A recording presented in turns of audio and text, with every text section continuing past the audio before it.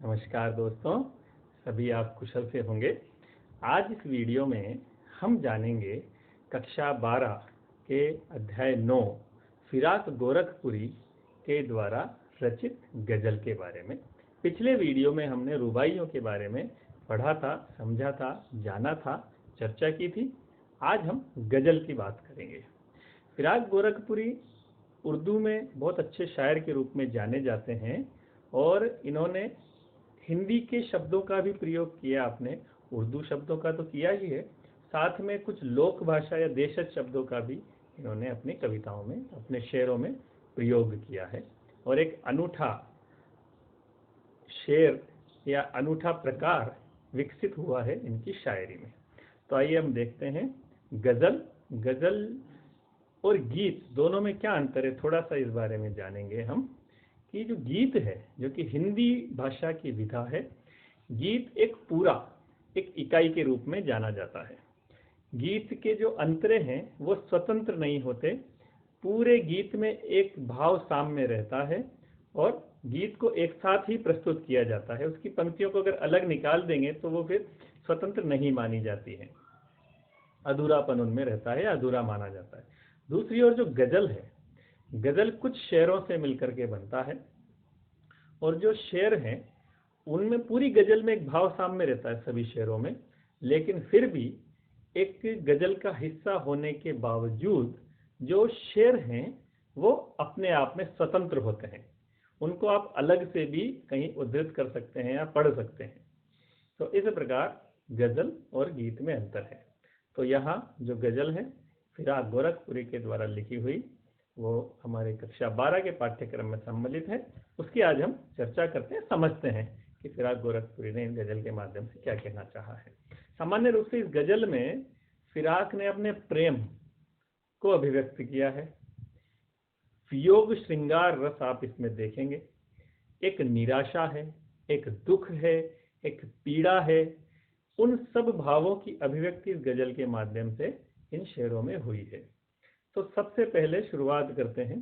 पहला शेर है, नौरस गुंचे पंखड़ियों की नाजुक गिरहें खोले हैं, या उड़ जाने को रंगोबू गुलशन में पर तोले हैं।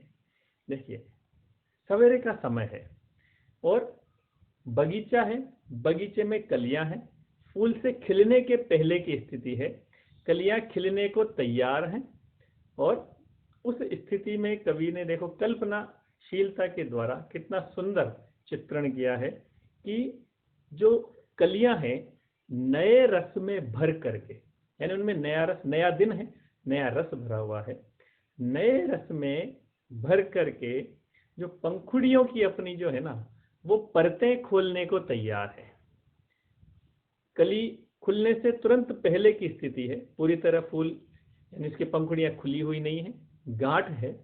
तो नए रस में भरकर कली अपनी कोमल, नाजुक यानी कोमल, गिर है यानी गांठ है, तो नाजुक गांठ खोलने को तैयार हैं। इस दृश्य को कैसे वर्णन किया, कवि कल्पना करता है, या उड़ जाने को रंगोबू गुलशन में पर तोले हैं। जिस प्रकार से एक पक्षी उड़ने से जो तुरंत पहले अपनी जो स्थिति बनाता है, हल्के से पंख खुलते हैं, पूरी तरह से नहीं खुलते, लेकिन उड़ने से पूर्व की स्थिति है, तो वही स्थिति यहाँ पर है। तो कवि कल्पना के माध्यम से बताता है कि रंग और खुशबू ऐसा लगता है कि गुलशन में यानी बगीचे में अपने पंख खोलकर उड़ने को तैयार हैं, खुशबू और रंग चारों ओर फैलने को तैयार हैं। उस कली को देख करके कवि कल्पना करता है। दूसरा शेर है, तारे आंखें झपकावे हैं, जर्रा जर्रा सोए है, तुम भी सुनो हो यारों, शब में सन्नाटे कुछ बोले हैं। रात का समय है, रात को तारे टिमटिमा रहे हैं। उस टिमटिमाने को देखकर कवि कहता है कि तारे भी आंखें झपका रहे हैं। आंखें झपकाने का मतलब नींद में हो जाना, उनींदा हम बोलते हैं बोलचाल के शब्द में। तारे नींद में हो रहे हैं, सोना चाहते हैं, इसलिए वो भी आंखें झपका रहे हैं। और संसार का जर्रा जर्रा सोया हुआ है, यानी पूरा संसार, सारा, हर व्यक्ति, चारों ओर सब लोग सोए हुए हैं, पूरा संसार शांत है, सन्नाटा है। तुम भी सुनो हो यारों, शब में सन्नाटे कुछ बोले, शब यानी रात। तो कवि कहता है कि सुनने की कोशिश करो, यह जो चारों ओर सन्नाटा है ये कुछ कहना चाहता है। इसमें एक खास बात है कि इस सन्नाटे की जो आवाज है वो वही सुन सकता है जिसके अंदर दर्द है, प्रेम का दर्द है या प्रेम की भावनाएं हैं, वही इन शब्दों को सुन सकता है। तो कवि ये कहता है कि रात का समय है, जर्रा जर्रा हर कण सोया हुआ है, पूरा संसार जहान सोया हुआ है, और ऐसे जहान में, ऐसे सन्नाटे के समय में ये सन्नाटा कुछ कह रहा है। इसको सुनो है मेरे मित्रों, दोस्तों, इस रात के सन्नाटे की आवाज को सुनने की कोशिश करो। हम हो या किस्मत हो हमारी, दोनों को एक ही काम मिला, किस्मत हमको रोले वे है, हम किस्मत को रोले हैं।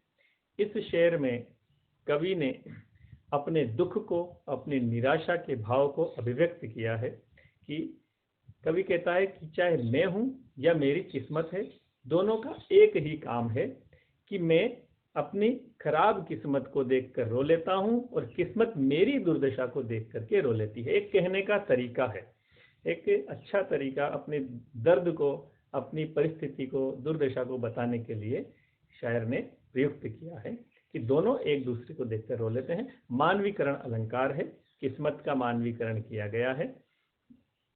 जो मुझको बदनाम करे हैं, काश वे इतना सोच सकें, मेरा पर्दा खोले हैं या अपना पर्दा खोले हैं। इस शेर में शायर ने उनकी बुराई करने वाले, जो ईर्ष्या करने वाले लोग हैं, उन पर एक तीखा व्यंग किया है कि जो मुझे बदनाम करने का प्रयास करते हैं, अर्थात जो मेरी बुराइयां करते हैं, वो इतना नहीं जानते या इतना सोच सकते, काश वो इतनी बात समझ सकते कि वो मेरा पर्दा खोले हैं, यानी मेरे राज दुनिया के सामने ला रहे हैं, या मेरी बुराइयां, मेरी कमियां दुनिया के सामने ला रहे हैं, या मेरी बुराई करने के द्वारा उनकी ईर्ष्यालु प्रवृत्ति दुनिया के सामने आ रही है। तो मेरी बुराई करने के साथ साथ मुझे, मेरी बुराइयों को दुनिया के सामने लाने के साथ साथ वो स्वयं अपनी कमियों को सामने लेकर के आ रहे हैं। ये कीमत भी अदा करे हैं हम बदुरुस्तिए होशो हवास, तेरा सौदा करने वाले दीवाना भी होले हैं। यहाँ शायर अपने प्रेम के बारे में बता रहा है, अपनी प्रेमिका को संबोधित करते हुए वह कहता है कि हमने तुम्हारे प्रेम में कितनी कीमत अदा की है ये हम अच्छी तरह समझते हैं। बदुरुस्ती होशो हवास, अर्थात पूरे होशो हवास के साथ, विवेक के साथ, समझ के साथ हम ये बात कह रहे हैं। कवि कहता है कि पूरे सोच समझ करके मैं ये बात कह रहा हूँ कि हमने तुम्हारे प्रेम की यह कीमत अदा की है कि तेरा सौदा करने वाले, यानी तुझे पाने की चाह रखने वाले या तेरा प्रेम पाने की चाह रखने वाले की स्थिति कैसी हो जाती है, दीवाने के समान हो जाती है, यानी तुझे प्रेम करने वाला दीवाना ही हो जाता है। तेरे गम का पास अदब है, कुछ दुनिया का ख्याल भी है, सबसे छुपा के दर्द के मारे चुपके चुपके रोले हैं। कवि इस शेर में कहता है कि मुझे तेरे दुख का लिहाज है, तेरे दुख का, तेरी भावनाओं का मैं सम्मान करता हूँ। अपनी प्रेमिका को संबोधित करते हुए कवि कहता है कि मुझे तुम्हारे दुख का सम्मान है, लिहाज है, और साथ में दुनिया का भी ख्याल है, दुनियादारी का भी ख्याल है। इसलिए मैं अपने दुख में दुखी होकर के दुनिया के सामने नहीं रोता, अपितु चुपके चुपके अकेले में आंसू बहा लेता हूँ या अकेले में रो लेता हूँ। यहाँ कवि कहना चाहता है कि यदि सबके सामने वह अपना दुख अभिव्यक्त करेगा या रोएगा, आंसू बहाएगा, तो दुनिया को पता चलेगा और इस प्रकार उसकी जो प्रेमिका है उसकी भी बदनामी हो सकती है और वह दुखी होगी। इसलिए उसके दुख का ख्याल करके और फिर सबके सामने अपने दुख को व्यक्त करना ठीक नहीं है, इस प्रकार दुनिया का भी ख्याल करके वह सबसे छुप करके चुपके अकेले में अपने दुख को व्यक्त कर लेता है, रो लेता है। फितरत का कायम है तवाजुन, आलम हुस्नो इश्क में भी उसको उतना ही पाते हैं खुद को जितना खोले हैं। अर्थात फितरत का कायम है तवाजुन, यानी जब मनुष्य की मनोवृत्ति है उसके बारे में बताया गया है कि जो स्वभाव है, फितरत है, मनोवृत्ति है, उसका जो एक रूप है, स्वाभाविक रूप है कि आलम हुस्नो इश्क में भी, यानी रंग, सौंदर्य और प्यार के संसार में उसका क्या मनोवृत्ति रहती है कि उसको उतना ही पाते हैं खुद को जितना खोले हैं। यानी प्रेम में अगर कोई प्राप्त करना चाहता है तो पहले उसको स्वयं को समर्पित होना पड़ेगा। स्वयं प्रेम के प्रति जितना समर्पित होंगे, प्रेम में अपने आप को जितना भुला देंगे, हम उतना ही प्रेम प्राप्त करेंगे। तो दोनों में एक संतुलन है। तो प्रेम और प्यार का जो आलम है, इसमें स्वभाव का एक संतुलन बना हुआ है कि हम स्वयं को जितना खो देंगे, स्वयं को जितना समर्पित कर देंगे, उसी मात्रा में हमको प्यार या प्रेम प्राप्त होगा। आबो ताब अशआर न पूछो, तुम भी आंखें रखो हो, ये जगमग बैंतों की दमक है, या हम मोती रोले हैं। यहाँ कवि कहता है कि आबो ताब अशआर न पूछो, तुम भी आंखें रखो, यानी ये जो मेरी चारों ओर चमक दमक है शायरी की, जो मुझे इतनी प्रसिद्धि मिली है, चारों ओर मेरी शायरी जो इतनी प्रसिद्ध हुई है, उसके लिए तुम मुझसे मत पूछो कि ये किस प्रकार से मिली है। तुम्हारे भी आंखें हैं, तुम समझ सकते हो कि मुझे यह प्रेम, यह प्रसिद्धि किस प्रकार से मिली है। क्योंकि वास्तव में मैंने शायरी नहीं की है, वास्तव में मैंने मोती गिराए हैं, अपने दुख को अभिव्यक्त किया है, अपने गम को अभिव्यक्त किया है। तो ये जो प्रसिद्धि मुझे मिली है वो वास्तव में मेरी शायरी की वजह से नहीं मिली है, बल्कि इस शायरी के पीछे जो मेरा दुख है, जो मेरा गम है, जिसके कारण ये शायरी इतनी प्रभावी हो गई है, जिसके कारण इस शायरी में इतना असर आ गया है, इस वजह से यह मुझे प्रसिद्धि प्राप्त हुई है।